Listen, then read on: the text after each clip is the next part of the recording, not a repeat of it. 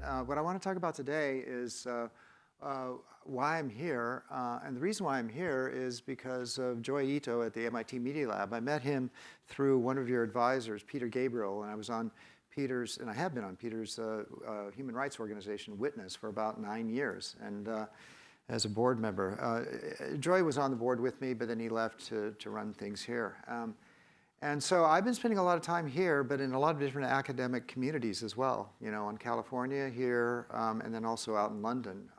Because about 4 years ago, although I've been in the hedge fund business or in the investment business since 1985, when I graduated across the river here at Harvard Business School. And I've been in the hedge fund world for a long time, and I thought things were changing, and about 5 years ago, I backed off of the old world of hedge funds and started exploring what's going to happen in the intersection of data, data science, artificial intelligence, and then now more recently, blockchain. You know, and I think with the intersection of all those things, there's going to be massive disruption in the whole investment community, in the financial services community, and all of you have to understand that and get ahead of the curve, and that's what I've been trying to do. And so I think what I would like to see that comes out as a benefit of all this kind of blockchain activity is kind of behavior modification, right? Because if you think of what it does, and it kind of creates an identity for everyone, and along with identity is a permanent record of your reputation, right? And then the reputation then equals trust, I think, over time. And there are so many different definitions of trust around here. And I see in the community today, in the blockchain and the ICO community, I see a lot of activities that I have seen before in the industry of investment management. And it was about the mid-90s or so, when I was observing in my hedge fund portfolio long-short equity managers that were focusing on technology. I actually do read their audits every year, like Warren Buffett always reads his audits every year of the people he invests with and the companies he invests with. And I would notice on the balance sheet there would be an item there called private equity.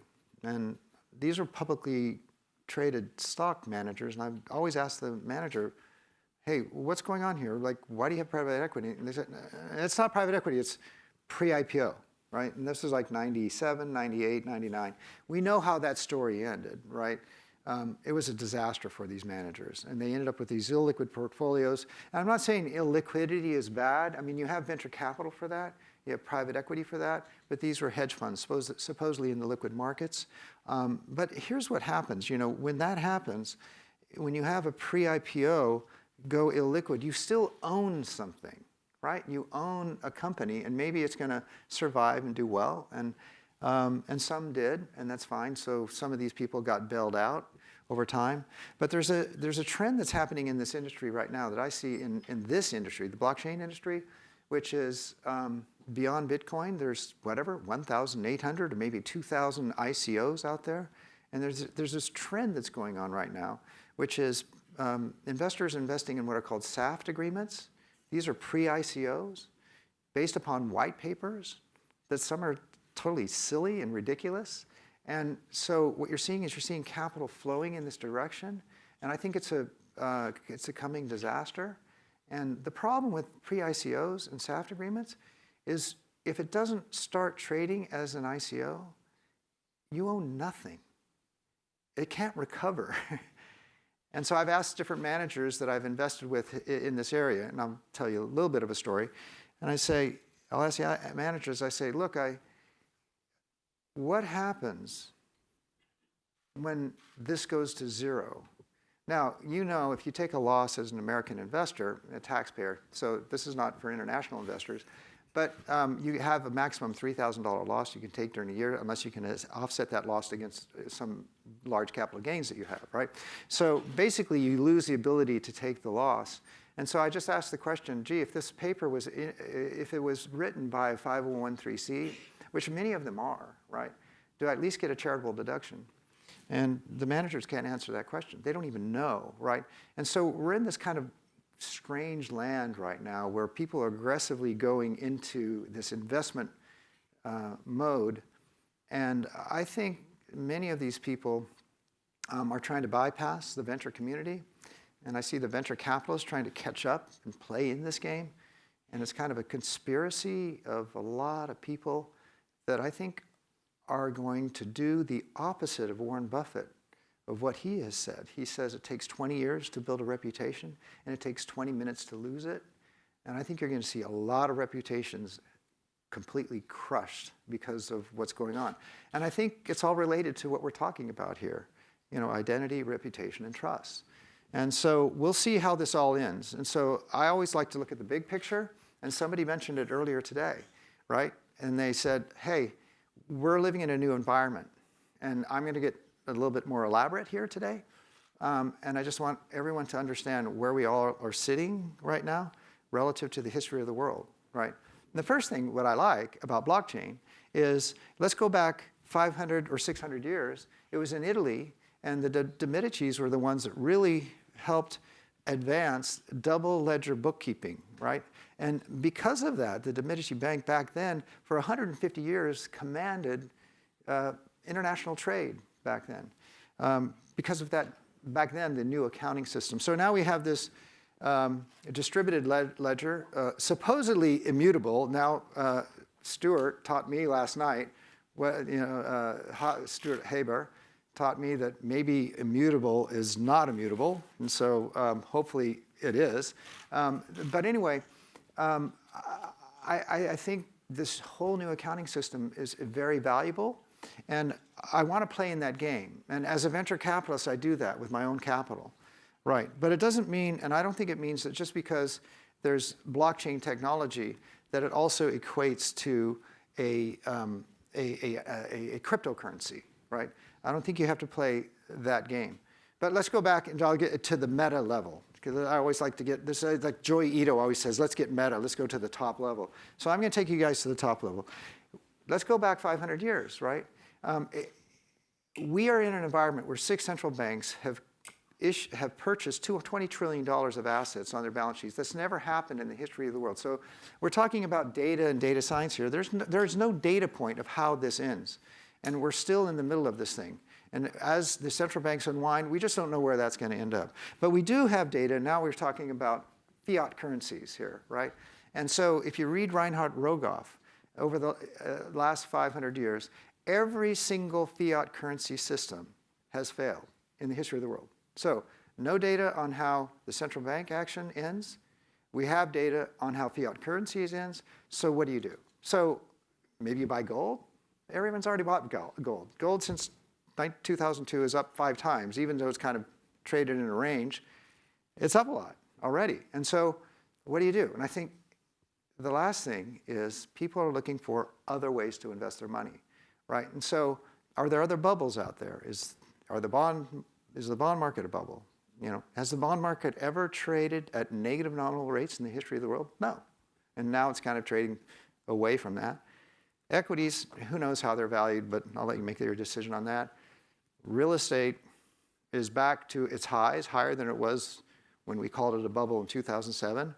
And it was represented here is that I got lucky and made that call with John Paulson, and we shorted all the subprime stuff and made a lot of money. And then I think what this cryptocurrency environment, and here's all I know, is when you see a chart that goes straight vertical up, and this is the dot-com bubble, this is the tulip bubble, this is the recent cryptocurrency bubble. It was a bubble. And so anyway, so fast forward to where I am today, is I got lucky again. And so what happened was, ultimately through Joy Ito, through this, MIT, going out to California, getting into this whole environment, all I've been doing for the last 4 years is hanging out with people between the age of 26 and 35 in institutions like this and elsewhere, right? And that's what I did my entire career. It's just finding smarter people that have brains, maybe better brains than I do, that are very specialized in whatever they do. Excuse me. So, and then I got lucky and I backed a cryptocurrency fund. I own part of the GP. I did this personally. And I put money into the fund itself. And then I just noticed kind of like a change in character of the money manager. And I'm going to give you a lesson here. If you have money with a manager, I believe there are only two types of money managers in the world. Those that understand the difference between luck and skill, and those that don't. And if you have money with the ones that really don't, and they think it's all about their skill, beware. That starts overlapping into ego. Pull away from that type of money manager. And look at like a Warren Buffett. He's very humble, right? And so I'll tie it back into Warren Buffett. But anyway, I got lucky because I noticed this character change in this manager, and I pulled all my money out on December 31st of that fund. And the fund did phenomenally well, much better than I did with John Paulson, which I got written up in a book of the greatest trade ever and never made the movie about it. But I mean, I'll go back to Warren Buffett, and this is the final part of my story, and I'll stop. So I was invited out to go to Girls Inc., the annual meeting, and so I went out there. And by the way, we made the bet through something called the Long Now Foundation, and that was started by Brian Eno, Stuart Brand, and your Danny Hillis here. So I took Danny out, and we met with Warren Buffett, and the three of us had dinner, had a great time. And the speech I gave there was just to simply say, the reason why the charity got $2.2 million instead of the $1 million is because we invested in a zero coupon bond on January 1st, 2008. By 2012, the fall, that almost had matured. See, this was our collateral to make sure that we were paying the $1 million. It almost matured, it was almost at $500,000. So Warren called us up and he says, let's sell the bond and let's buy the Berkshire stock. And so we did. And then Berkshire went vertical. So that's why the charity made money. But I made sure that all the people in the room there made sure they understood it was all Warren Buffett that did that and had nothing to do with me. And this is how gracious the guy is, and this is how humble he is. And this is just, I want you to remember this, because there's a lot of people in this industry, and especially out in Silicon Valley, that have no humility whatsoever.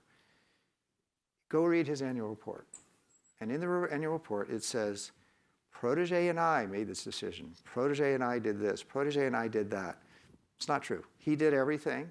And humility is a characteristic that I hope that the blockchain will record for everyone, immutably. And just remember that. You can lose your reputation in 20 minutes. Thank you. Great. Well put. So